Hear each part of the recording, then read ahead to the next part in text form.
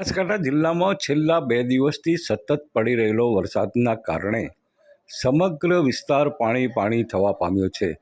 જ્યારે નીચાણવાળા વિસ્તારોમાં ઘરો સુધી પાણી પહોંચી ગયા છે.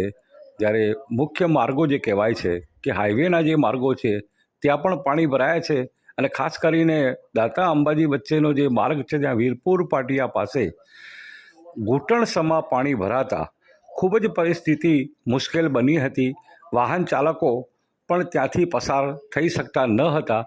ટુ વ્હીલર અને રાહદારીઓ માટે તો ખૂબ જ મુશ્કેલનો સમય બન્યો હતો. સતત વરસી રહેલા વરસાદ અને ભરાવા પાણીના કારણે ત્યાંથી નીકળવાનો રસ્તો બિલકુલ મુશ્કેલદાયક બની ગયો હતો. દર વર્ષે આ વિસ્તારોમાં આ હાઈવે પર પાણી ભરાય છે, છતાં પણ તેનો કોઈ નિરાકરણ કરાતું નથી. ફરી એકવાર વરસાદ સતત ચાલુ છે. હવે જોવાનું રહ્યું કે આગળ તંત્ર કઈ કાર્યવાહી કરે છે.